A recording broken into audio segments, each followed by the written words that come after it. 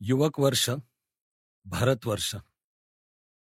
स्वामी विवेकानंद या नावाबद्दल लहानपणापासून एक विलक्षण आकर्षण वाटायचं.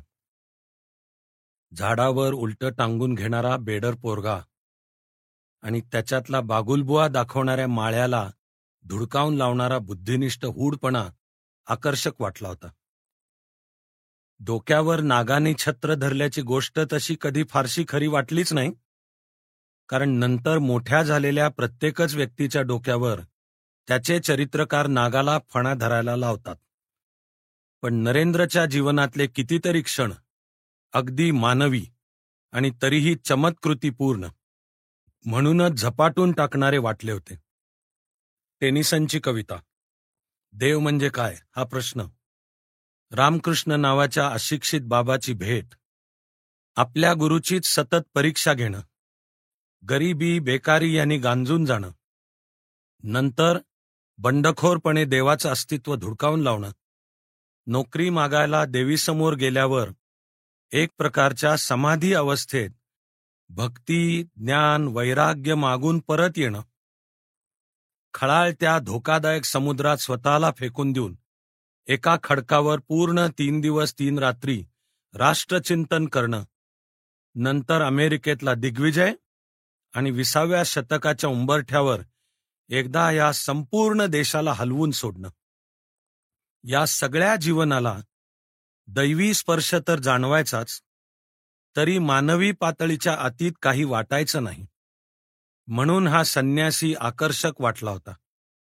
त्याची भगवी वस्त्र ही आजूबाजूच्या समाजापासून त्याला वेगळं काढणारी भिंत वाटायची नाही, उलट आजूबाजूच्या समाजाशी समरस व्हायच्या कर्तव्याची आठवण करून देणारी खूण वाटायची.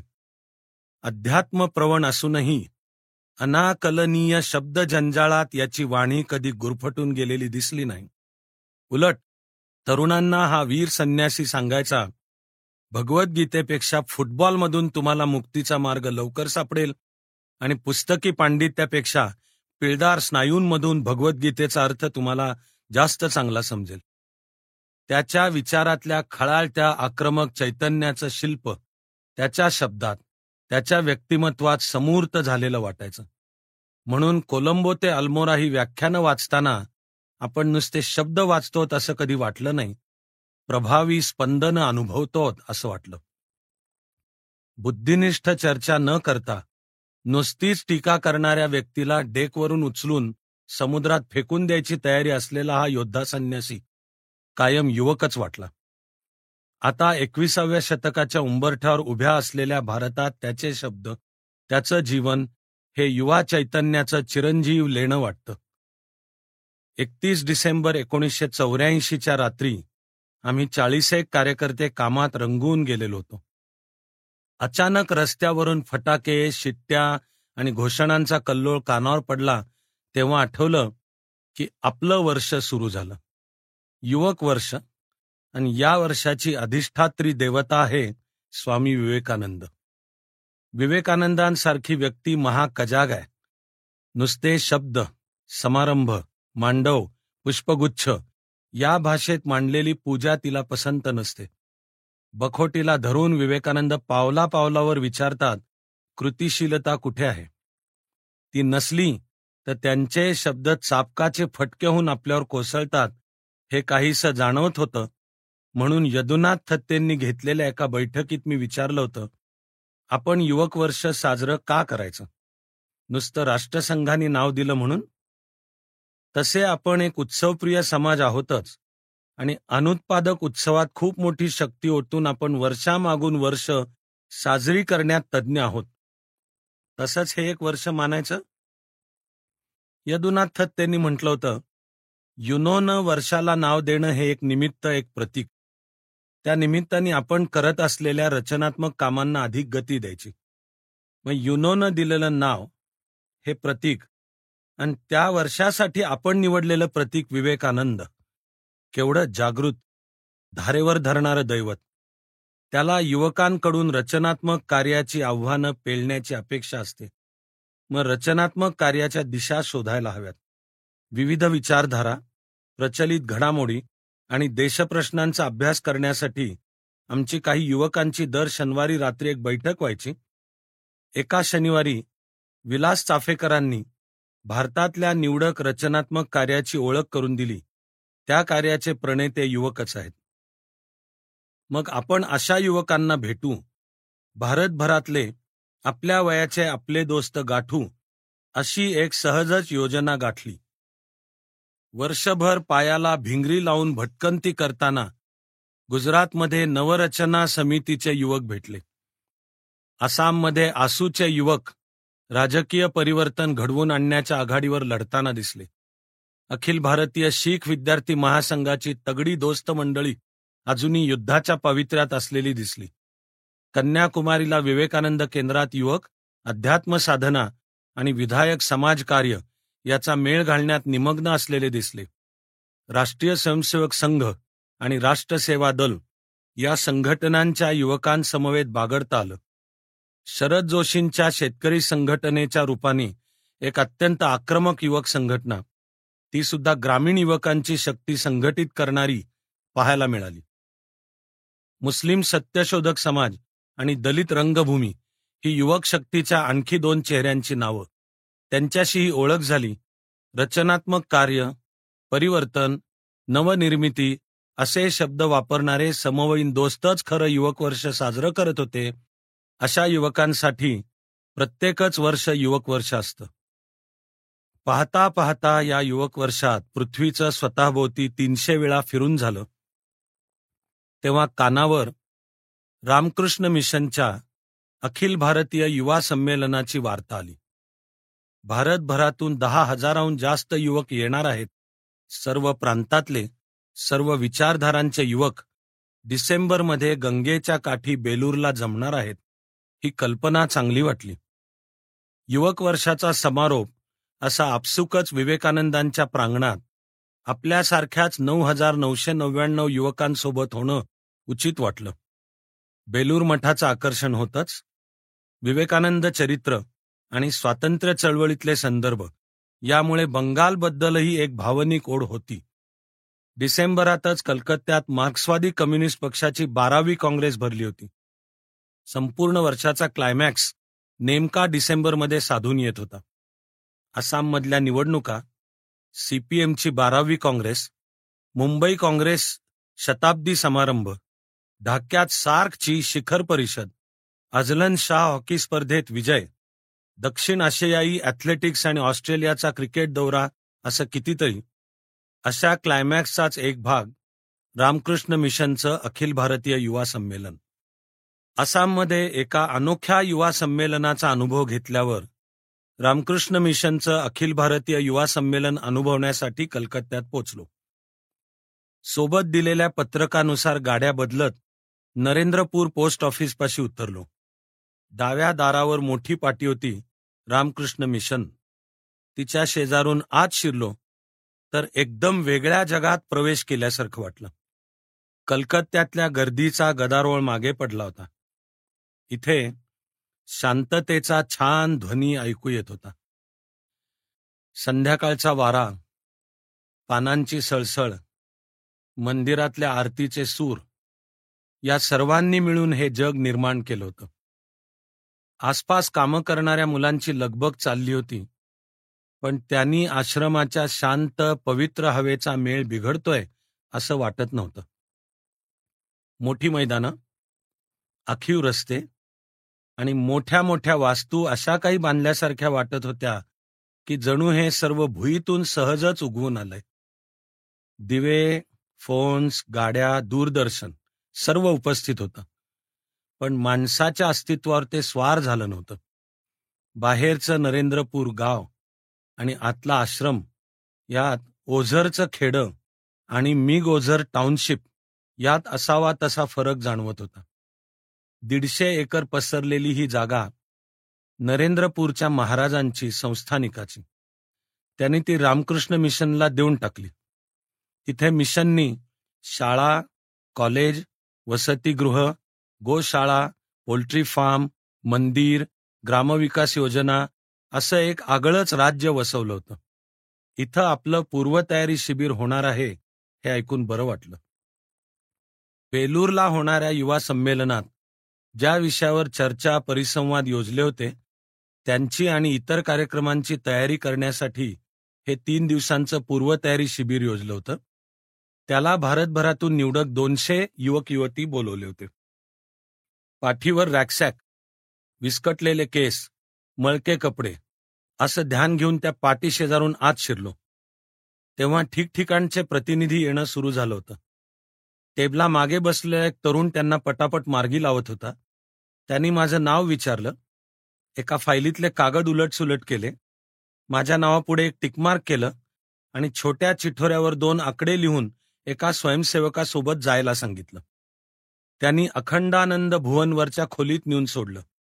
तिथे पूर्वतयारी शिबिराचं वेळापत्रक लावलेलं होतं.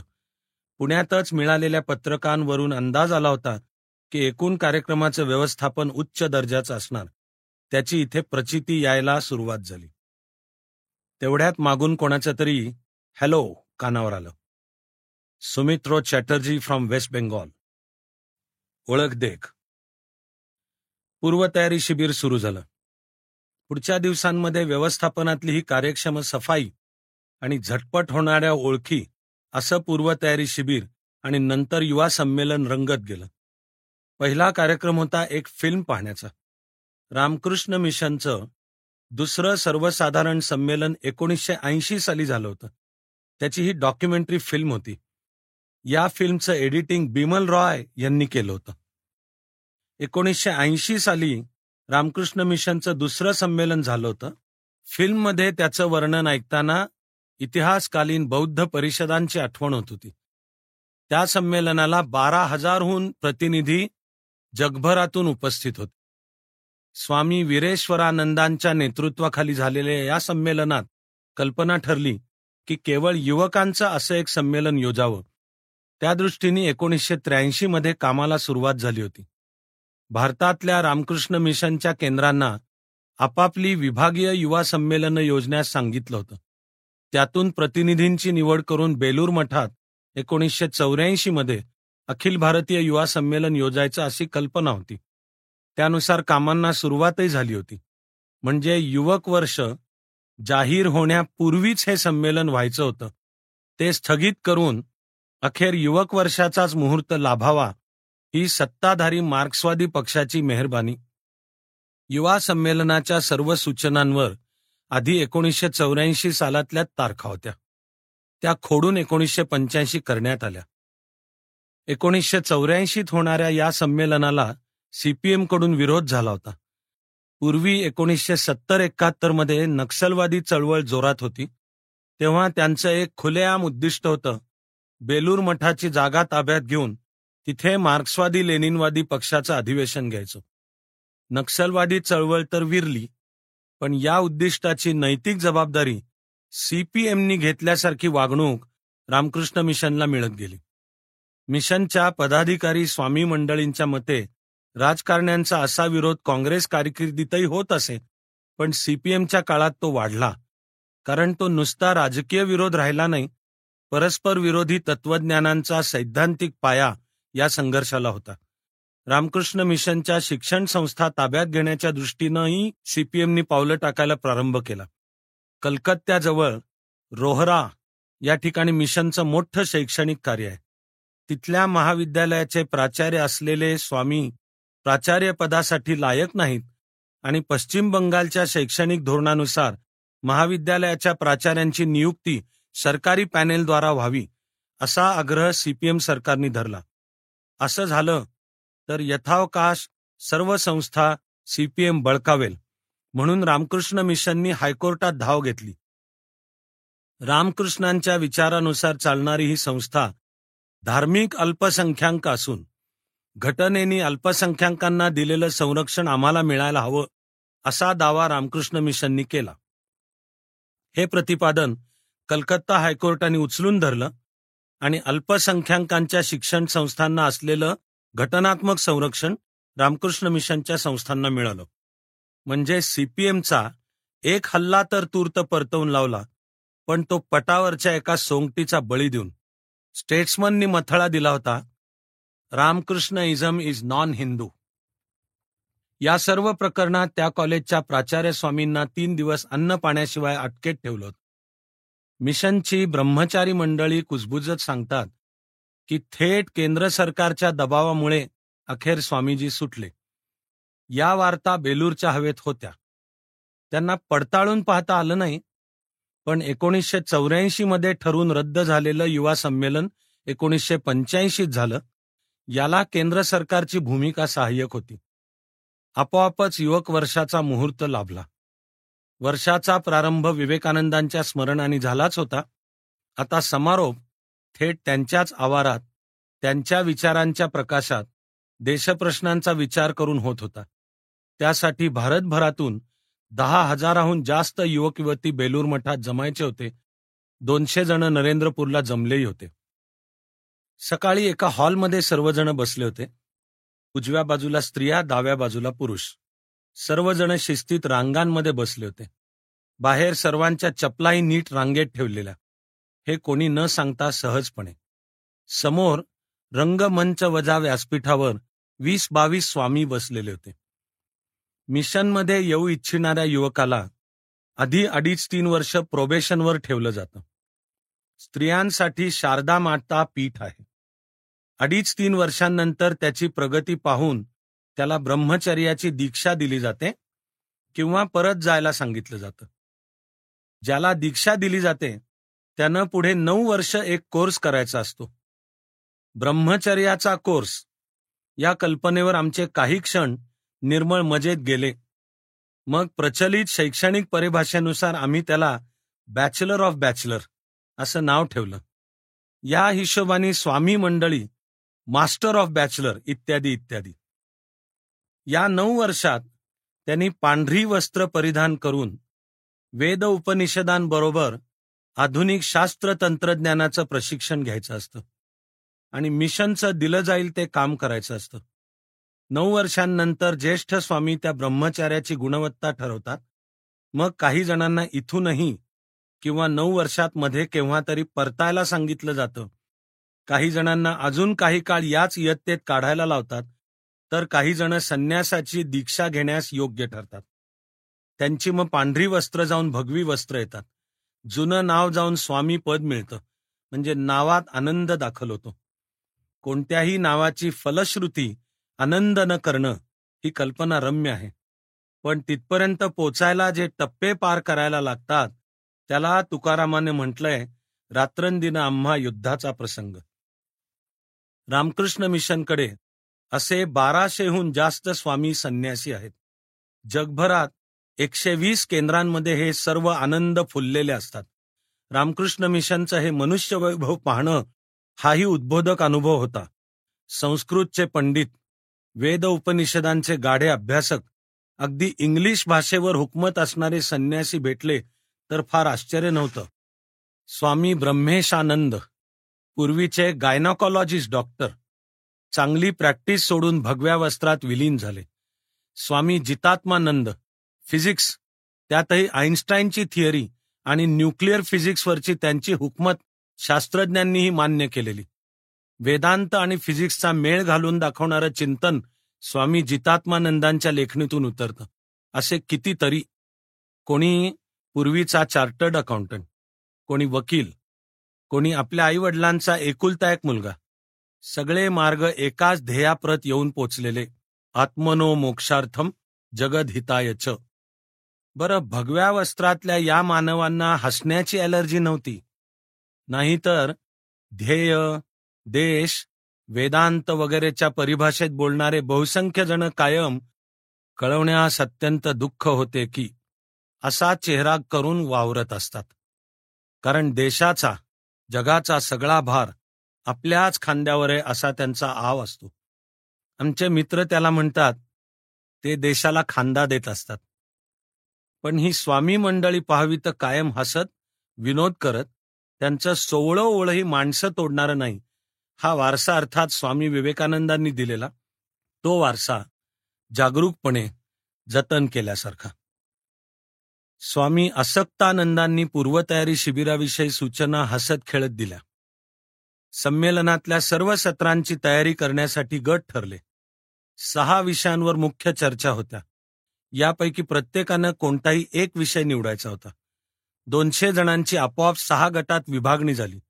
6 विषय होते: जीवनातील मूल्यांचं स्थान, राष्ट्रीय एकात्मतेसाठी युवक नेतृत्व, ग्रामीण विकासात युवकांचा सहभाग, जनसामान्यांच्या विकासासाठी युवकांनी काय करायला हवं, गरिबी, जातीयता आणि निरक्षरता दूर करण्यासाठी युवक काय करू शकतात, आणि युवा वर्गाच्या समस्या. प्रत्येक गटावर मार्गदर्शनासाठी 2 स्वामीजी येणार होते हे कळल्यावर मी समोरच्या व्यासपीठावर बसलेले सर्व स्वामी एकदा पाहून घेतले. एक प्रसन्न चेहरा उगीचच आवडला. हे स्वामी आपल्या गटावर मार्गदर्शक म्हणून यावेत असं वाटलं. मग आमच्या राष्ट्रीय एकात्मतेसाठी युवक नेतृत्व चा गट नेमलेल्या हॉलमध्ये निघाला तेव्हा तेच स्वामी पुढे झाले, कम ऑन लीडर्स म्हणत. सुखद योगायोगाची गंमत वाटली. हे स्वामी गौतमानंद. ऋषीचं कुळ विचारू नये तसं स्वामी मंडळींचं वय विचारू नये. स्वामी गौतमानंदांच्या वयाचा काही अंदाज बांधता येत नव्हता, पण मध्यमवयीन असावेत. अरुणाचल प्रदेशमध्ये अलॉंग या ठिकाणी रामकृष्ण मिशनचं काम ते चालवतात. तिथे मुख्यतः शैक्षणिक स्वरूपाचं काम आहे.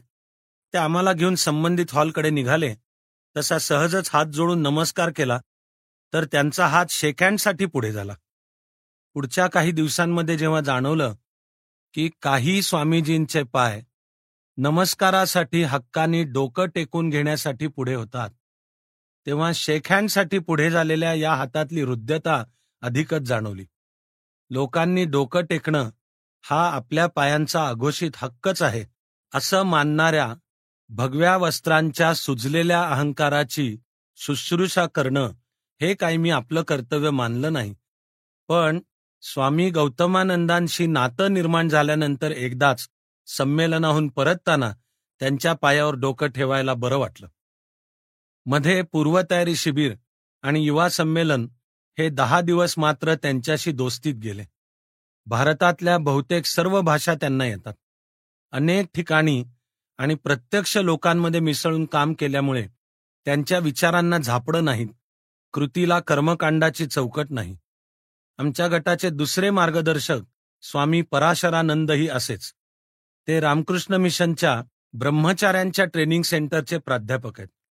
आमच्या गटाची तयारी करून घेताना काही वेळा काही जणांना त्याने हक्कानी फटकारलं सुद्धा, पण त्यात कुठे विषारी दंश नव्हता. त्यामुळे मस्त हसत खेळत परिसंवाद, चर्चा आणि प्रश्नोत्तर सत्राची तयारी झाली.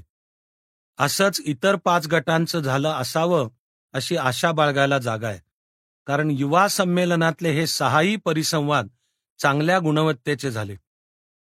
अशीच तयारी 3 सिम्पोजियम्सची करून घेण्यात आली होती. त्याचे विषय होते विवेकानंद आणि राष्ट्रीय एकात्मता, विवेकानंद आणि आधुनिक युवक, विवेकानंद आणि मनुष्य घडणीचं कार्य.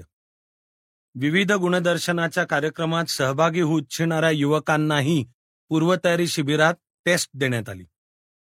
पूर्वतयारी शिबिराला आणि नंतर युवा संमेलनाला 9वी-10वीतल्या मुलामुलींपासून पदव्युत्तर शिक्षण संशोधन करणाऱ्यापर्यंतचे युवक उपस्थित होते. त्यात इंजिनियर्स, डॉक्टर्स, प्राध्यापक, वकील, सुशिक्षित बेकार हे सर्व प्रकार होते. शेतकरी युवक हा प्रकारच थोडा कमी दिसला. पश्चिम बंगाल आणि बिहारच्या ग्रामीण भागातून काही युवक आले होते तेवढेच. जम्मू काश्मीर सोडून सर्व प्रांतांचे प्रतिनिधी होते. त्यामुळे संमेलनावरून एक नजर फिरवली तरी भारतातल्या सर्व वेशभूषांचं फॅन्सी ड्रेस संमेलन दिसायचं. धोतर, लुंगी, जीन्स, स्टोन वॉश, कुर्ते, पंजाबी ड्रेस, साड्या. हाही प्रत्येक वेश परिधान करण्याची प्रत्येक प्रांताची स्टाईल वेगळी. कपाळावरच्या भस्मापासून टिकलीपर्यंतची व्हरायटी. रस्त्याच्या एका टोकाकडून दुसऱ्या टोकाकडे सावकाश चालत गेलं की रेडिओ स्टेशन बदलल्यासारख्या वेगवेगळ्या भाषा कानावर पडायच्या. गप्पा मारणाऱ्यांची वेगवेगळी टोळकी बसलेली असायची.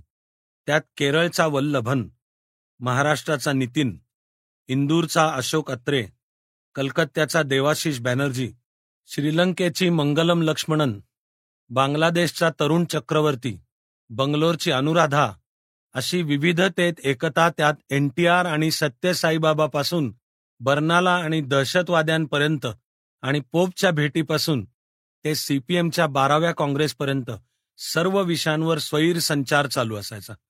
अध्यात्माबद्दल उत्सुकता असायची, पण भाबड्या अंधश्रद्धा आणि नमस्कार चमत्कारांचा धिक्कार असायचा. मिशनच्याच काही ज्येष्ठ स्वामींना अशी चिंता वाटत होती की तरुण पिढी कुचकामी निपजते. अशी चिंता सर्वच ज्येष्ठांना वाटत असते. त्याला स्वामी मंडळी अपवाद नाहीत. मग काही तरुण स्वामींनी हा आग्रह धरला की तरुण पिढीचे काही गंभीर चिंताजनक प्रश्न आहेत, हे खरं आहे, पण म्हणून सगळी पिढीच बर्बाद झाली आहे असा निष्कर्ष काढण्याचं कारण नाही. उलट त्या उगवत्या पिढीची सर्जनशीलताही असामान्य आहे. प्रत्यक्ष युवकांशी ज्यांचा जवळून संबंध येतो अशा स्वामींनीही माझं ज्यांच्याशी संमेलनात निकटचं नातं तयार झालं ते स्वामी गौतमानंद आणि स्वामी तन्मयानंद यांनी याला दुजोरा देऊन सांगितलं. या युवा संमेलनाला मिळालेला प्रतिसाद हे तरुण पिढीतल्या आशादायी चैतन्याचं निदर्शक आहे. स्वामी लोकेश्वरानंदांनीही बोलून दाखवलं की आयुष्याच्या एका टप्प्याला आम्ही जवळजवळ निराशेने निष्कर्ष काढला होता की तरुण पिढी काही कामाची नाही. पण आज 10,000हून जास्त युवकांचा हा मेळा पाहिला की आमचा निष्कर्ष चुकीचा ठरतोय याचा आनंद होतोय. स्वामी गौतमानंद अरुणाचल प्रदेशमध्ये काम करतात. त्यांनी ज्येष्ठ स्वामींशी हा मनपूर्वक विश्वास बोलून दाखवला होता की जशा समस्या वाढत चालल्यात तशी त्यांच्याशी पैजेवर टक्कर घ्यायला उभं राहणाऱ्या तरुणांची संख्याही वाढते आहे. रामकृष्ण मिशनच्या ब्रह्मचारी तरुणांना प्रशिक्षण देणाऱ्या स्वामी पराशरानंदांनाही असाच विश्वास वाटत होता.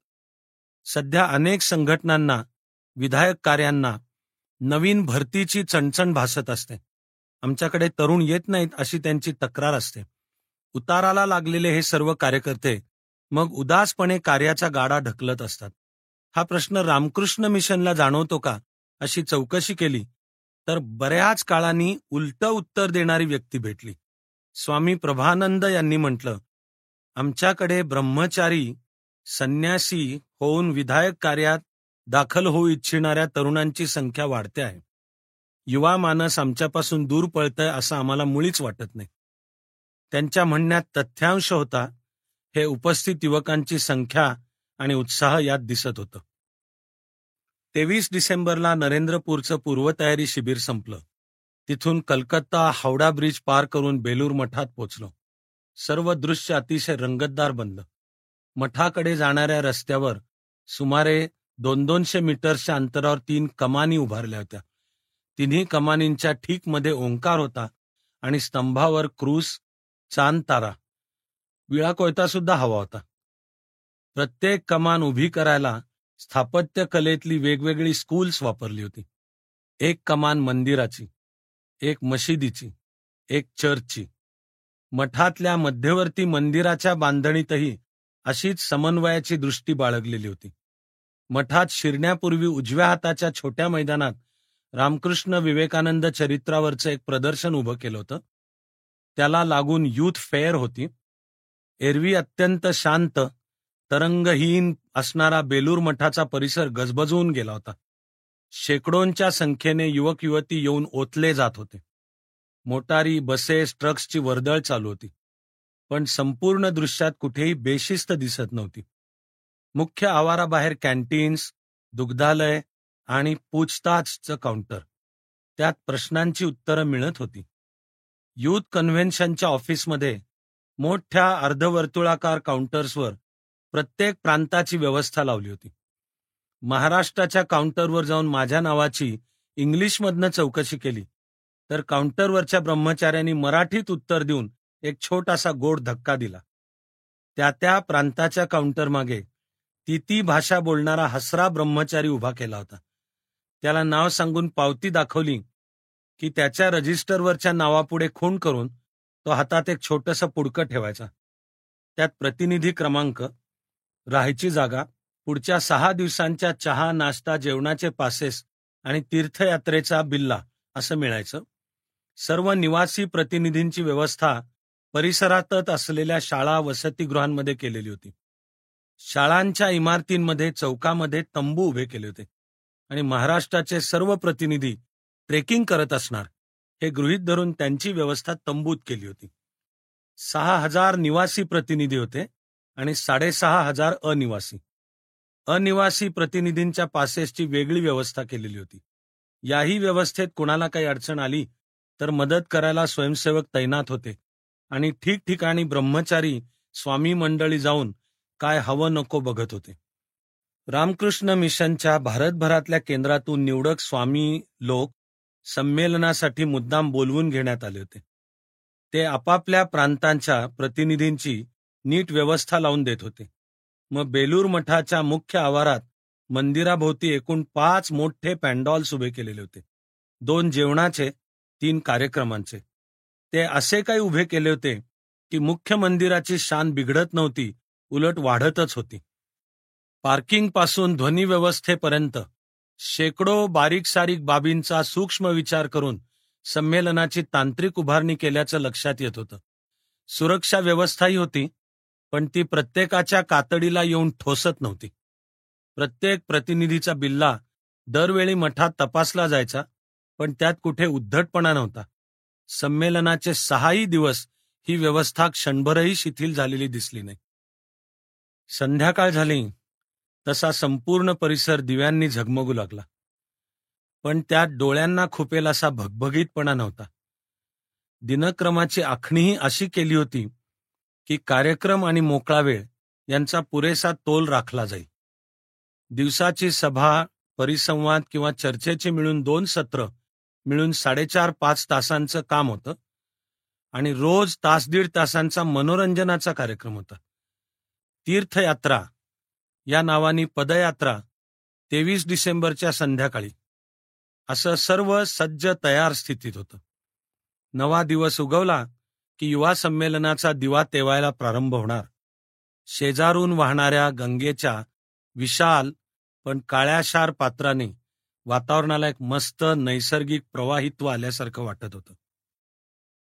शोधबोधाचे प्रश्न, 4 प्रश्न आणि त्यांच्या उत्तरांचे विविध पर्याय या स्वरूपात या युवा संमेलनाचा विचार करता येईल. 4 प्रश्नांचं महत्त्व त्यांच्या अनुक्रमानुसार वाढत जातं. प्रत्येक पुढचा प्रश्न आधीच्या प्रश्नाचीच पुढची पायरी आहे आणि प्रत्येक प्रश्नाचं उत्तर आधीच्या प्रश्नाच्या उत्तरावर अवलंबून आहे. हेच प्रश्न संपूर्ण वर्षभर युवक वर्षानिमित्त झालेल्या प्रत्येक उपक्रमाला विचारता येतील. प्रश्न पहिला, संमेलनाला आलेले युवक का आले होते? प्रश्न दुसरा, आलेल्या युवकांचा सहभाग कोणत्या प्रकारचा होता? प्रश्न तिसरा, युवा संमेलनाला येऊन त्यांना काय मिळालं? आणि चौथा, अर्थातच सर्वात महत्त्वाचा प्रश्न, परत आपापल्या ठिकाणी गेल्यावर हे युवक काय करणार आहेत? संमेलनाला भारतभरातून आले होते उणे पुरे 12,500 युवक मुलं-मुली. यात बांगलादेश, श्रीलंका आणि सिंगापूर इथलेही काही प्रतिनिधी होते. हे सर्वजण स्वतःच्या खर्चाने, स्वतःच्या इच्छेने आले होते. त्यांनी संमेलनाला यावं यासाठी कोणतीही सवलत रेल्वे भाड्यातली सोडून देण्यात आली नव्हती. कोणतंही प्रलोभन बेलूर मठात विवेकानंदांच्या विचाराच्या सान्निध्यात 6 दिवस घालवायचे एवढं सोडून दाखवण्यात आलं नव्हतं.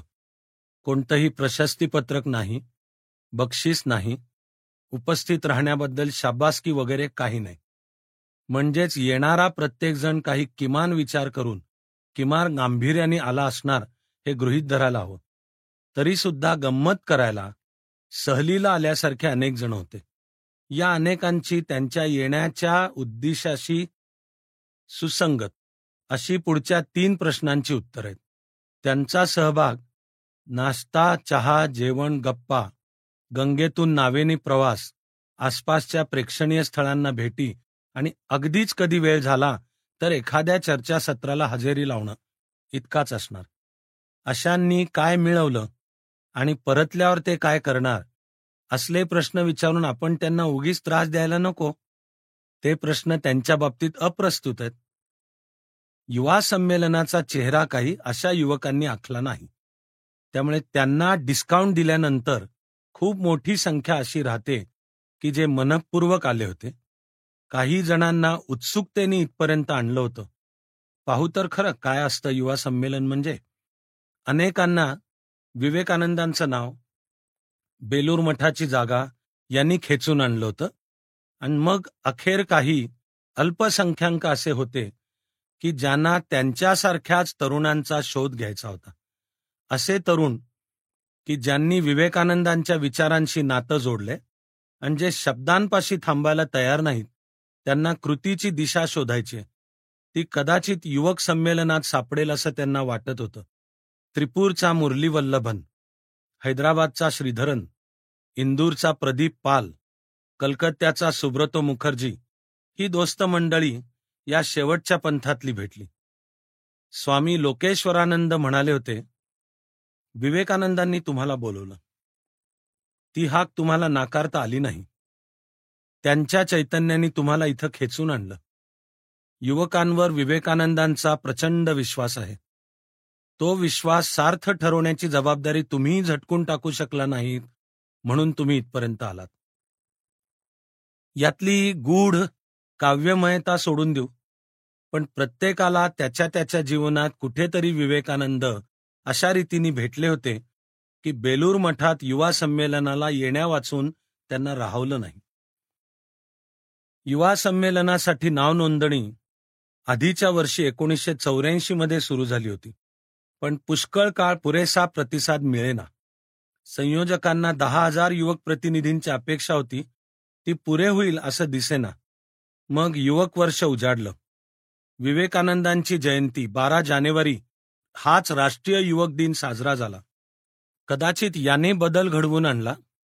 अचानक युवक पिढीला स्वामी विवेकानंदांचा शोध लागल्यासारखा नोंदणीला प्रतिसाद मिळत गेला. वर्षभर भारतात ठिकठिकाणी ज्या प्रमाणात युवक वर्ष साजरे करणारे कार्यक्रम होत गेले, त्या प्रमाणात नाव नोंदणीचा प्रतिसाद वाढत गेला. जणू सगळ्या युवक वर्षाचा संकलित समारोप बेलूर मठात या 6 दिवसांच्या संमेलनाच्या रूपानं योजला असावा असं झालं. 10,000 आकडा तर कधीच पार झाला. अखेर 12,000 संख्येनंतर संयोजकांनी पाटी लावली, नोंदणी बंद करण्यात आली आहे. बेलूर मठाच्या परिसरात ते 10,000 जणांचीच व्यवस्था करू शकत होते. त्याहून संख्या फार वाढवली असती तर सर्व व्यवस्था कोलमडून पडली असती. म्हणून काही केंद्रांना त्यांची प्रतिनिधी संख्या कमी करायला सुचवण्यात आलं. रामकृष्ण मिशनच्या शिलाँग केंद्रातून 250 जणांची नोंदणी करण्यात आली होती. सर्व नाही तर कुणीही नाही असा या केंद्रांनी स्टँड घेतला. अखेर शिलाँगहून एकही प्रतिनिधी येऊ शकला नाही. प्रत्यक्ष उपस्थित युवक प्रतिनिधी होते 12,500. 12,000वर प्रतिनिधी होते हे यशाचं एक गमक, ठीक आहे. पुढचा प्रश्न हा आहे की आलेल्यांचा सहभाग काय होता. जे पूर्वतयारी शिबिराला होते त्यांचा सहभाग अधिक सक्रिय भर घालणारा होता. चर्चा, परिसंवाद, प्रश्नोत्तर सत्र आणि विविध गुणदर्शन यात त्यांचा सहभाग होता. असा सर्वांचाच सहभाग व्यवहारात अशक्य होता. त्यामुळे उरलेल्या हजारो युवकांकडे मुख्यतः श्रवण भक्तीचं काम होतं.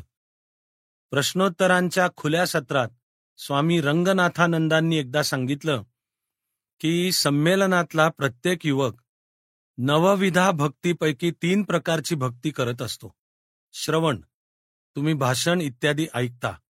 चिंतन, तुम्ही विचार करू शकता. भाषणामधले विचार तुम्ही आंधळेपणाने स्वीकारत अगर टाकत नसणार, त्यावर चिंतन करता. आणि स्मरण, हे विचार तुम्ही लक्षात ठेवणार आहात. विविध गुणदर्शनातले कार्यक्रम शिवतांडव, बॉडी शो, योगासनं, प्रात्यक्षिकं, स्वामी विवेकानंदांच्या जीवनावर हैदराबादच्या युवकांनी सादर केलेलं सुरेख नाटक, हे सर्व पाहताना सर्व प्रतिनिधी रंगून गेले होते. असा सहभागही कार्यक्रमाची चव वाढवणारा असतो. रोज संध्याकाळी झालेल्या या मनोरंजनपर कार्यक्रमांमध्ये युवकांनी रमून जाऊन सहभाग घेतला, यात आश्चर्य नव्हतं. पण काही वैचारिक स्वरूपाची सत्र इतकी अप्रतिम झाली की त्यांनी युवकांना ती त्रिविध भक्ती शिकवली असणार. एक भाषण सत्र होतं पाहुणे व्याख्यात्यांचं. त्यात भारताच्या इतिहासाचे तज्ज्ञ, विशेषतः प्राचीन भारताच्या इतिहासावरची जगन्मान्य व्यक्ती, वंडर दॅट वॉज इंडिया हे पुस्तक लिहिणारे A.L. बॅशॅम, ऑफकोर्स ब्रिटिश, राजा रामण्णा आणि इतरांची व्याख्यानं होती. रामण्णांच्या व्याख्यानाचा विषय होता वेदांत आणि शास्त्र.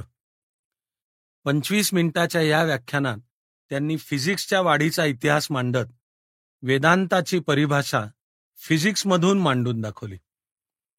क्वांटम मेकॅनिक्स, रिलेटिव्हिटी आणि युनिफाईड फील्ड थिअरी असे टप्पे मांडत विश्वाच्या मुळाशी असणाऱ्या एकमेवाद्वितीय चैतन्याच्या संकल्पनेशी ते पोचले.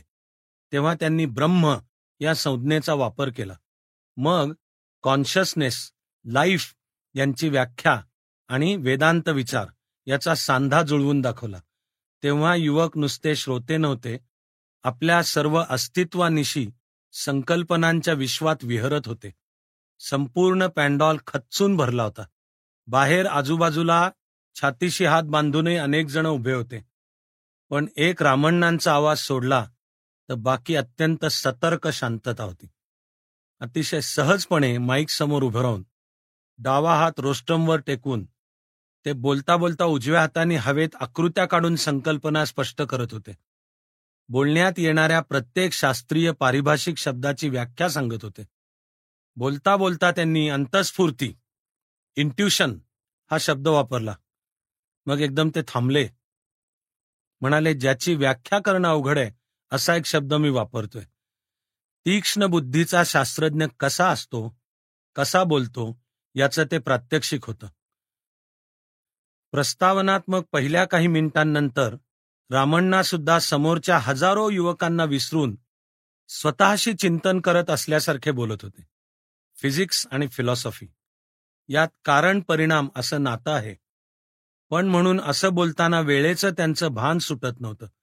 त्यामुळे कमी शब्दात खूप आशय मांडताना, एका संकल्पनेवरून दुसऱ्या संकल्पनेवर उडी मारताना त्यांची तगमग होत होती. तरी बरोबर 25व्या मिनिटाला त्यांनी आपलं भाषण संपवलं. संपवतानाचे मुद्दे हे की फिजिक्समधली परफेक्ट सिमेट्रीची कल्पना आणि वेदांतातली सत्व रजतम समतोलाची ब्रह्मकल्पना यांचा अधिक अभ्यास व्हायला हवा. शंकराचार्यांचा अद्वैत विचार अत्याधुनिक शास्त्रांच्या खूप जवळचा आहे. 25 मिनिटांचं त्यांचं भाषण ही एक सामूहिक समाधी होती. अत्यंत सखोल आशय समर्थपणे मांडला तर युवकही तेवढ्याच लक्षपूर्वक स्वीकारतात याचं हे उदाहरण होतं. याच उंचीला नेऊन पोचलेली आणखी 2 सत्र. एका सत्रात विवेकानंद, रामकृष्ण, शारदा माता यांच्यावर अनुक्रमे स्वामी हर्षानंद, स्वामी व्योमानंद आणि स्वामी विश्वानंद यांची भाषणं होती. त्यांनी नुसती चरित्र सांगितली नाहीत, त्या व्यक्तीचं विचार विश्व आणि त्यांचा वर्तमानाशी असलेला संबंध मांडून दाखवला. जनसामान्यामध्येच देव पाहणं आणि म्हणून समाजातल्या तळागाळातल्या घटकांची सेवा हीच तपस्या मानणं हे रामकृष्ण विवेकानंदांच्या विचारातलं नवनीत. ते ग्रहण केल्यामुळे रामकृष्ण मिशनचे स्वामी शिक्षणापासून ग्रामविकास कार्यापर्यंत अनेक क्षेत्रात जनतेत मिसळत असतात. Religion is not for empty bellies असलं घणाघाती वाक्य सांगणाऱ्या विवेकानंदांनी दिलेलं वाण स्वीकारल्यामुळं आर्थिक प्रश्नांचं महत्त्व त्यांनी ओळखलेलं असतं.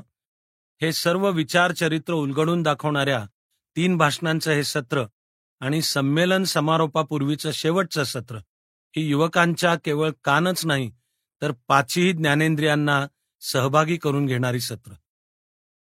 समारोपापूर्वीचं शेवटचं सत्र 2 भागांचं होतं. पहिल्या भागात विश्वभारती विद्यापीठ म्हणजे शांतिनिकेतन, त्या विश्वभारती विद्यापीठाचे कुलगुरू श्री नेमाई साधन बोस यांचं भाषण होतं. Relevance of Vivekananda for India today या विषयावर. वक्तृत्व म्हणून तर हे भाषण अप्रतिम नमुना होताच, पण इसवी सन 1985 मध्ये विवेकानंदांकडून नेमकं काय उचलायला हवं या आशयाची मांडणीही अर्थपूर्ण होती. आधीचे 5-6 दिवस सारखं स्वामी विवेकानंदांनी म्हटल्याप्रमाणे हे इतके वेळ कानावर पडलं होतं की जगात दुसऱ्या कोणी काही म्हटलंय की नाही असा प्रश्न पडावा. शब्दांचे हे खिळे जुळवणाऱ्या तोंडांना त्यातल्या अर्थाची प्रचिती आहे असं वाटायचं नाही. आंतरमहाविद्यालयीन वक्तृत्व स्पर्धेतली पाठ केलेली आतषबाजी वाटायची. कित्येकदा अगदी स्वामी मंडळींनीही महाप्रचंड पीळ भाषणं करून युवकांच्या सहनशक्तीचा अंत पाहिला होता. तसा युवकांनी सहनशक्तीचा अंत होऊ दिला नाही, बाहेर कॅन्टीन आणि गप्पांची उत्तम सोय होती. पण सर्वात मुख्य हे की आपण 1985 सालच्या भारतात बोलतो ऐकतो आहोत याचं भान फार थोड्या भाषणांमध्ये जाणवलं. बाकी काही वक्ते, काही स्वामी अजून 19व्या शतकातच वावरतायत. नवे नवे समोरच्या युवकांनाही फरफटत 19व्या शतकात घेऊन जातायत असं वाटायचं. रामकृष्ण विवेकानंद ग्रेट हे खरं, पण ती काय ऐतिहासिक फॉसिल्स थोडीच आहेत. विवेकानंद हे जर एका जिवंत विचारधारेचं नाव असेल तर वर्तमान काळातली त्यांची अर्थगर्भता नको सांगायला. हे काम श्री नेमाई साधन बोस यांनी केलं, तेही मोजक्या शब्दात, अजिबात पाल्हाळ नाही. Thank God. काही स्वामी पाल्हाळ लावण्यात तज्ज्ञ होते. वय जेवढं जास्त तेवढं पाल्हाळ जास्त, हा सामान्य मर्त्य मानवांचा नियम स्वामींनाही लागू होता हे खेदजनक. पण श्री नेमाई साधन बोसांची शब्दरचना अचूक फटक्यांसारखी होती. पंजाब, आसाम, गुजरात इथल्या समस्यांचा संदर्भ घेत त्यांनी राष्ट्र, राष्ट्रीयत्व, राष्ट्रीय एकात्मता या संकल्पनांचा अर्थ सांगितला. आधुनिक भारताला हा अर्थ सांगणारा पहिला तत्वज्ञ म्हणजे स्वामी विवेकानंद. हे सांगत वर्तमान भारताच्या राजकीय, आर्थिक, सामाजिक समस्यांची मांडणी केली. शास्त्रशुद्ध विचारसरणी, जनसामान्यांबद्दलची तळमळ, विवेकनिष्ठा, रूढी आणि अंधश्रद्धांचा धिक्कार, समतेची चळवळ, आपलं स्वत्व न सोडता पश्चिमेकडून गुण शिकण्याची गरज, या परिभाषेत त्यांनी विवेकानंदांचा रेलेव्हन्स स्पष्ट केला. संपूर्ण युवा संमेलन 1985 सालात आणून ठेवण्याचं मोलाचं काम श्री नेमाई साधन बोसांनी केलं, तर ते 1985च्याही पुढे नेत युवकांना वर्तमानाच्या खिडकीतून भविष्य काळाची झलक दाखवण्याचं काम स्वामी रंगनाथानंद यांनी केलं. याच सत्राचा दुसरा भाग म्हणजे प्रश्नोत्तराचं खुलं सत्र. शेवटचाच दिवस. आधीच्या सर्व दिवसांमध्ये झालेल्या कोणत्याही मुद्द्यांविषयी श्रोत्यांनी शंका विचारायची, स्वामी रंगनाथानंदांनी त्याला उत्तर द्यायचं, असं हे सत्र होतं. स्वामी रंगनाथानंद म्हणजे जगभर प्रवास केल्याने व्यापक क्षितिजाचं ज्यांना भान आहे, ज्यांचे पाय जमिनीवर नीट टेकलेले आहेत, अशी आध्यात्मिक अधिकारी व्यक्ती. वयाच्या निकषावर वृद्ध, पण उत्तरांमध्ये मात्र तारुण्य भरलेलं. व्यासपीठावर चिठ्ठीतून आलेला प्रश्न वाचला जायचा, मग उत्तर सुरू व्हायचं. कमी शब्दात नेमकं उत्तर. काही प्रश्न निर्मळ खवचट. उदाहरणार्थ, मी परत जन्म घेईन असं रामकृष्ण म्हणाले होते, तर त्यांनी जन्म घेतल्यास मी त्यांना कसा ओळखू? याला असंच निर्मळ खवचट उत्तर, मला तुम्हीच शोधून दाखवा, असं रामकृष्णांनी या प्रश्नकर्त्याला सांगितलेलं नाहीये. गांभीर्य आणि मिस्किलपणा याचा सुंदर तोल साधत स्वामी रंगनाथानंदांनी प्रश्नोत्तराला 19व्या शतकाजवळ नेऊन ठेवलं. आत्मा म्हणजे काय? पूर्णत्व कशाला म्हणतात? पुनर्जन्म आणि कर्मविपाक हे सिद्धांत सत्य आहेत का? इथपासून ते दैनंदिन जीवनात वेदांत आचरायचा म्हणजे काय करायचं? भारतीय आणि पाश्चात्य युवकांची तुम्ही तुलना कशी कराल? इथून परत गेल्यानंतर आम्ही नेमकं काय करावं? इथपर्यंत सर्व स्तरांवरचे प्रश्न विचारले गेले. गंमत म्हणजे आध्यात्मिक स्वरूपाच्या प्रश्नांनाही स्वामींनी अत्यंत सोपी, रोजच्या जीवनातली उदाहरणं देत उत्तरं दिली. गूढ भाषेच्या जडजंबाळात न शिरता त्यांनी युवकांशी युवकांच्या भाषेत संवाद केला. आपण जाकार्ताला गेलो होतो तेव्हा काय झालं? ॲम्स्टरडॅमला काय अनुभव आला? जर्मन युवक कसा वागतो? असं सगळं सांगताना कुठेही अहंगंड नव्हता, जो असा मजकूर बोलताना अनेकांच्या शब्दातून नुसता निथळत असतो. एक प्रश्न तर होता, वेदांताचं तत्वज्ञान रेगनना शिकवून तुम्ही त्यांना स्टार वॉर्स थांबवायला प्रवृत्त का करत नाही? उघडच आहे की या प्रश्नात खवचटपणाची छटा आहे. पण स्वामीजींनी तो प्रश्न समान तोलाने स्वीकारला आणि जागतिक राजकारणाचा आढावा घेत शांतता, शस्त्रस्पर्धा, अणुयुद्ध यावर भाष्य केलं. विवेकानंद महात्मा गांधीजींच्या तत्वज्ञानामध्ये असलेलं भारतीय विचारधनच जगाला शांततेचा मार्ग दाखवू शकेल. सावकाशपणे का होईना, हळूहळू जगाच्या हे लक्षात येऊ लागलंय. इथं हे सत्र 21व्या शतकाच्या उंबरठ्यावर त्यांनी आणून ठेवलं. प्रश्नोत्तर सत्राचा असा उचित समारोप करताना स्वामी रंगनाथानंदांनी आर्थिक प्रश्न आणि शास्त्र आणि तंत्रज्ञानाच्या विकासाचं मानवी जीवनाशी असलेलं नातं या मुद्द्यांचा उल्लेख करून सांगितलं की भारताच्या उज्ज्वल भवितव्याविषयी मी निशंक आहे. हे भवितव्य तुमच्यामधून आकाराला येणार आहे. हे अत्यंत सहजपणे उच्चारलेले शब्द ऐकताना संपूर्ण युवा समूह थरारून गेला, यात नवल नाही. आपल्या विचारांना अधिक स्पष्टता आली आहे आणि कृतीच्या दिशाही साधारण जाणवते असंही अनेक युवकांना वाटलं, यात नवल नाही. कारण स्वामीजींच्या उत्तरात सरकारात शिरणं इथपासून ते संन्यासी होणं आणि खेळाडू म्हणून गाजणं इथपासून ते कुशल उद्योगपती म्हणून यशस्वी होणं या सर्व रेंजचा उल्लेख होता.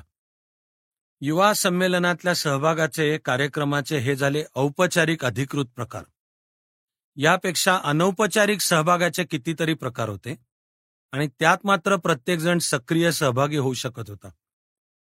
नाश्ता, चहा, जेवण इथपासून ते गप्पा, गंमत, गंगा पर्यटन असे सगळे पर्याय अनौपचारिक सहभागांसाठी खुले होते. तंबूमध्ये, खोल्यांमध्ये राहण्याची व्यवस्था नीट केलेली होती. एकत्र राहणं, जेवणं यातून आपोआपच ओळखी वाढत होत्या. गप्पा हे तर कोणत्याही कार्यक्रमापेक्षा अधिक पॉवरफुल माध्यम होतं. बेलूर मठाच्या परिसरातली हिरवळ युवकांच्या वर्तुळांनी फुललेली असायची. सर्व वयांचे स्वामी सुद्धा सहजतेने गप्पांमध्ये सहभागी झालेले असायचे.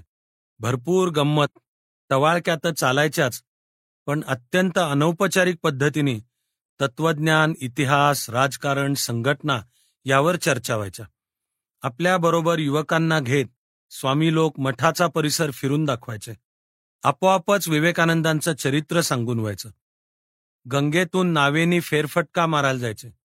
बडानगर, काशीपूर, दक्षिणेश्वर, कामारपुकूर, जयराम वाटी या ठिकाणी जायचे. ही सर्व ठिकाणं रामकृष्ण विवेकानंदांच्या जीवनाशी संबंधित आहेत. हे सर्व अनौपचारिक सहभागाचे प्रयोग शेजारच्या पॅन्डॉलमध्ये औपचारिक कार्यक्रम सुरू असताना सुद्धा चालायचे. कुठंही लादलेल्या शिस्तीचा आग्रह नव्हता, तंत्राचा बडगा उगारलेला नव्हता, उत्स्फूर्ततेला भरपूर जागा ठेवली होती. परिणाम असा दिसला की कार्यक्रम चालू असताना पॅन्डॉल्स कधी रिकामे पडले नाहीत. सर्व कार्यक्रम शिस्तीत झाले आणि आपल्याला अर्थपूर्ण काहीतरी मिळालं असं बहुसंख्य युवक प्रतिनिधींना वाटलं. हा प्रश्न 3, सहभागी झालेल्यांनी काय मिळवलं? पण हा प्रश्न आणि पुढचा 4था प्रश्न जरा गुंतागुंतीचे प्रश्न आहेत. कारण त्यांची उत्तरं नुसती शब्दात असून चालणार नाहीत, ती उत्तरं कृतीत दिसावी लागतील. म्हणून ती उत्तरं प्रत्यक्ष मिळायला काही काळ वाट पाहावी लागेल. आता फक्त शब्दांनी काही अंदाज बांधता येतील. मित्र मिळवले, अनुभव मिळाला, गंमत आली, 6 दिवस जरा चेंज बरा झाला, ही सगळी उत्तरं अगदी वरवरची. संमेलन समारोपाच्या कार्यक्रमात स्वामी लोकेश्वरानंद म्हणाले, रामकृष्ण विवेकानंदांचा विचार आणि भारताची सद्यस्थिती यांच्याशी आपलं काहीतरी नातं आहे असं वाटलं, म्हणून तुम्ही इथे आलात. हा प्रश्न क्रमांक 1च्या उत्तराचा भाग. पण येताना तुमचे विचार काहीसे धूसर, अस्पष्ट किंवा अनिश्चित असतील. तुमच्या विचारांना अधिक स्पष्टता आणि निश्चितता या युवा संमेलनामुळे येईल. असं म्हणणारे युवक भेटले की आम्हाला विवेकानंद अधिक कळले, विचारांना अधिक स्पष्टता आली, आपणही प्रत्यक्ष काहीतरी करावं अशी प्रेरणा मिळाली. शब्दांमधली ही उत्तरं सकृत दर्शनी स्वीकारायला हवीत, कारण तूर्त त्या वाचून गत्यंतर नाही. पण अशा प्रत्येकच शिबिर, अभ्यासवर्ग, संमेलनानंतर तात्पुरतं भारावून जाणारे अनेक जण असतात. एका क्षणिक भावनेच्या लाटेच्या टोकावर असताना त्यांना खूप काही उदात्त वाटत असतं. दैनंदिन जीवनात ते परतले की हे सर्व विरून जातं. मी रामकृष्ण मिशनचा संन्यासी होणार असं सांगणारे 1-2 युवक, एक युवती भेटली. तेव्हा मित्रांच्यात गप्पा मारताना एक टवाळ तोंड बोललं, युवा संमेलनाला येऊन प्रत्येकाने काही मिळवलं न मिळवलं आपल्याला माहीत नाही, रामकृष्ण मिशनला 30 संन्यासी मिळतील न मिळतील, 30 हा आकडा आम्ही बरीच आकडेमोड करून काढला होता. पण 30 मुलींना आपापले नवरे मात्र मिळाले असतील. त्याच्या ह्या बोचऱ्या सिनिकपणावर स्वामी लोकही हसले. एक छोटासाच प्रसंग फार बोलका आहे. गुजरातचा एक युवक आणि एक बंगाली युवती पहिल्या 1-2 दिवसात ओळख झाल्यानंतर सतत एकमेकांबरोबर असायचे. त्यांच्या बरोबर असण्याची जात उघड होती. तेव्हा एक दिवस स्वामी आसक्तानंद त्यांना चक्क गाल फुगवत गमतीने म्हणाले, पोरा, या मुलीपासून धोका आहे बर का, सावध. ती दोघंही हसली. युवती स्वामींना म्हणाली, काळजी करू नका स्वामीजी, माझ्यापासून तुम्हाला काही धोका नाही. स्वामीजींच्या चेहऱ्यावरचं हास्य तसंच. सहजपणे त्यांनी हा फटका टोलवणारा पासिंग शॉट टाकला. ते म्हणाले, आम्ही त्या धोक्याच्या आतीत कधीच जाऊन पोचलोत बाळ. मग त्याच सुरात पण गंभीरपणे म्हणाले, आम्ही ज्या धोक्यांना सामोरे जातोत त्याचं तुम्हाला अल्पसं भान आलं तरी मी धन्य समजेन. प्रसंगाचा पुढचा भाग माहीत नाही, कारण तो अजून घडायचा आहे. संमेलनाला आलेल्या युवकांनी धोक्याचं, विधायक कार्याचं, सर्जनशील आव्हानाचं हे भान मिळवलं की नाही हे भविष्यातच कळणार आहे. तोवर एक अदृश्य हात तुमच्या माझ्या या युवकांच्या दिशेने बोट रोखून एक प्रश्न विचारतोय, विचारत राहणार आहे. तो चौथा आणि सर्वात महत्वाचा प्रश्न, युवा संमेलनाहून परतल्यावर हे युवक काय करणार आहेत? आणि हा प्रश्न नुसता रामकृष्ण मिशनच्या संमेलनाला विचारलेला नाही, युवक वर्षानिमित्त झालेल्या प्रत्येक कार्यक्रमाला विचारलेला, म्हणून तुम्हाला मला प्रत्येक युवकाला विचारलेला प्रश्न आहे. ठीक आहे, वर्षभर खूप चर्चा, शिबिरं, परिसंवाद झाले, शब्दांची पूजा खूप बांधलीत. आता कृतीचं काय? या शब्दाचं रूपांतर कृतीत होणार आहे का नुसताच आला पूर ओसरून जाणार? पुन्हा पुढचं वर्ष साजरं करायला आम्ही मोकळे. काही यात्रा, श्रमदानं, रक्तदानं वगैरे कृतिशील उपक्रम झाले, त्यांना सातत्य लाभणार आहे का? केवळ प्रतिकात्मक कृती पलीकडे हे उपक्रम सरकणार आहेत का? असा खूप पेचात पकडणारा, अंगावर जबाबदारी टाकणारा प्रश्न निऑनच्या दिव्यासारखा अखेरी रस्तोरस्ती झळकत असतो जणू. युवक काय करणार आहेत? युवक काय करणार आहेत? आपण युवक वर्षाचं अध्वर्युपद स्वामी विवेकानंदांकडे सोपवलं होतं. विवेकानंद, गांधीजी यांच्यासारखे अध्वर्यू मोठे त्रासदायक असतात. ते सतत मागे लागतात की तुम्ही काय करताय ते सांगा. फुकाचे मुखी नुसती वाचाळता नको. संमेलनभर खूप विचार ऐकले, गोष्टी ऐकल्या. आता परतल्यावर तुम्ही पोलादी स्नायू आणि कणखर मनं कमवाल का? असे स्नायू, अशी मनं सर्जनशील निर्मितीमागे लावाल का? जीवनाचं जे क्षेत्र निवडाल तिथे स्वयंभू प्रतिभा संपन्नतेचं दर्शन घडवाल का? देशाचं म्हणजे जनसामान्यांचं समस्यांचं काही भान बाळगाल का? संमेलन समारोपानंतर संध्याकाळी बेलूर मठाच्या लॉजवर गप्पा मारत आम्ही मित्रमंडळी उभे होतो, तेव्हा अशा सर्व प्रश्नांचं मोहोळ उठलं होतं. एकाने चटकन मला विचारलं, तुला काय वाटतं, तू काय मिळवलं? इतका वेळ मी मुलाखती घेत होतो. आता मुलाखत द्यायची वेळ माझ्यावर आली. विचारात पडलो. योग्य आणि कमी शब्दात कसं मांडावं याचा विचार करत थांबलो. तसे शब्द सुचल्यावरही हे बोलावेत की नाही असा संभ्रम होऊन आणखी थोडा वेळ थांबलो आणि मग चाचपडत अडखळत सांगितलं, थोडाफार प्रवास, अभ्यास, अनेक संघटनांचा परिचय आणि अल्पसं काम, यातून माझं मत बनलंय की भारतातला युवक वर्ग सर्जनशील चैतन्याने भरलेला आहे. हा निष्कर्ष काढण्याचा डेटा मी मिळवला. हा डेटा विश्वासार्ह आहे की नाही कुणास ठाऊक, पण कृतीची दिशा, कृतीची वेळ यापुढे प्रश्नचिन्ह जाणवतात एवढं मात्र खरं. आपण युवकांविषयी बोलतो आहोत म्हणजे तृतीय पुरुषी एकवचनी व्याकरण वापरता येणार नाही. आपणही त्यात आलोच. हे लक्षात आलं की थोडंसं अडखळायला होतं. ते प्रश्नाचं मोहोळ आठवून विवेकानंद, गांधीजी अशी नावं घेतली की तर बोच आणखीनच धारदार होते. बेलूर मठाच्या लॉनवर उभं राहून गप्पा मारता मारता या प्रश्नांची उत्तरं सापडणार नाहीयेत. ज्या दिवशी समारोप झाला त्याच्या दुसऱ्या दिवशी युवक वर्षाचा समारोप होता, म्हणजे 31 डिसेंबर 1985. कलकत्त्याहून त्या दिवशी परत निघालो. 31 डिसेंबरच्या रात्री सुरू झालेल्या वर्षभराच्या प्रवासाची सांगताही प्रवासातच व्हावी, हे केवढं अर्थपूर्ण प्रतीक. उत्तराची खात्री नाही, पण उत्तरं अगदीच अज्ञात नाहीत. प्रश्नचिन्हांचे वेढे जाणवतायत, तरी भविष्याच्या उज्ज्वलतेविषयी शंका नाही. अजून प्रवास चालू आहे आणि असा प्रवास नेहमीच चालू असतो. नवे युवक, नवा भारत. स्वातंत्र्योत्तर काळाच्या 20व्या शतकाच्या 70रीत सर्वप्रथम नव्या पिढीची पदचिन्ह भारताला जाणवली असावीत. स्वातंत्र्योत्तर काळात जन्माला आलेली पहिली पिढी त्या सुमाराला वयात येऊन समाज जीवनात प्रवेश करू लागली होती. परिवर्तनाच्या चळवळीला या पिढीतून नवी गती लाभेल अशी अपेक्षा स्वातंत्र्याच्या सेनानींनी व्यक्त करून ठेवली होती. स्वतंत्र भारताला लोकशाही प्रणाली निवडण्यात काही मर्यादा, काही धोके होते. सुशिक्षित जागृत लोकसंख्या, स्वतंत्र सामाजिक संस्था, जनतेला जबाबदार असणारे नेते या लोकशाहीच्या यशासाठी आवश्यक बाबी. 1947 मध्ये भारतात यातलं फारच थोडं होतं, तरी स्वातंत्र्याच्या सेनानींनी उघड्या नजरेने सुज्ञपणे लोकशाही प्रणालीचा स्वीकार केला. तेव्हा गांधीजींनी म्हटलं होतं की स्वातंत्र्यात जन्माला आलेली पिढी समाजाच्या अध्वर्यूपदी येईल तेव्हा भारतीय लोकशाही अधिक बळकट बनेल. त्या आधीच्या नेत्यांनी लोकशाही नीट न राबवल्यास ही पिढी त्या नेत्यांविरुद्ध विद्रोह करील. 20व्या शतकाच्या 70च्या सुमारास संपूर्ण जगात नव्या पिढीत विद्रोहाचं वारं होतं. कुठे त्याला हिप्पी संप्रदायाच्या रूपानं तोंड फुटलं, तर फ्रान्समध्ये कॅम्पस क्रांत्यांच्या रूपानं विद्रोह प्रकटला.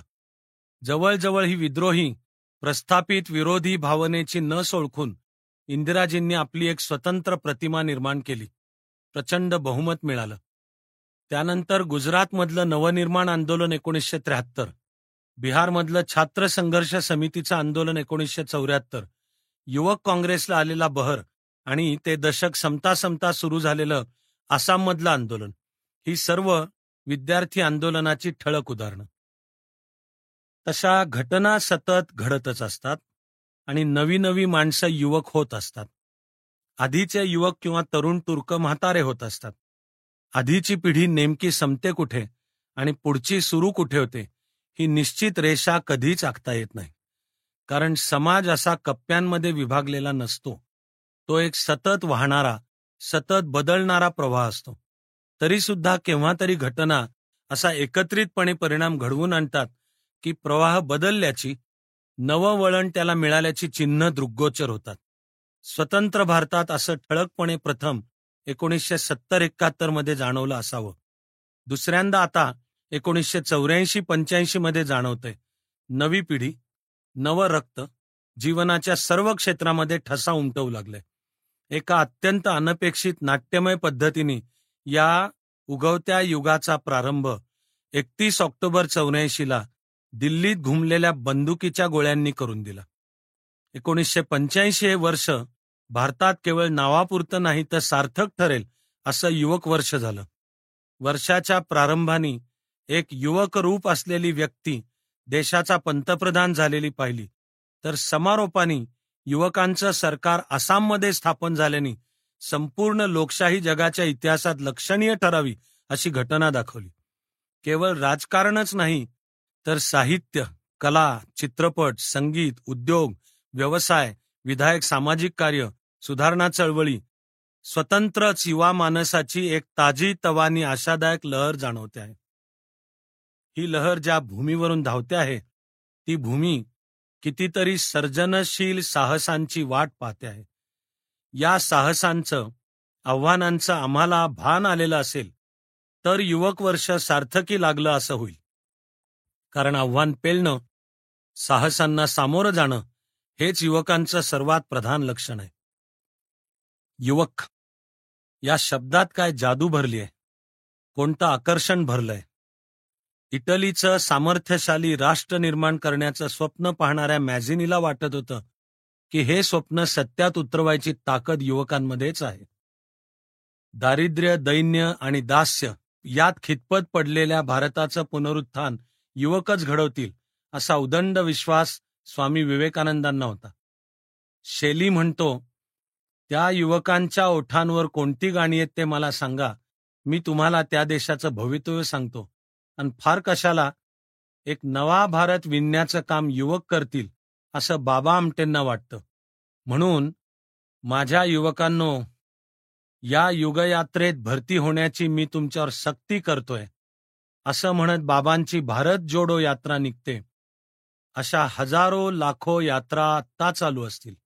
शेतांमध्ये, कारखान्यांमध्ये, झोपड्यांमध्ये, शाळांमध्ये, मंदिरांमध्ये आणि यंत्रशाळांमध्ये शास्त्र आणि तंत्रज्ञानाच्या यात्रा, अध्यात्म आणि सत्यशोधनाच्या यात्रा, सर्व यात्रांचे यात्रेकरू युवक कोणत्या तरी एका मुक्कामावर भेटतील, तेव्हा नव्या भारताला, युवक भारताला आकार यायला लागलेला असेल. कसा असेल हा आकार 21व्या शतकातल्या भारताचा?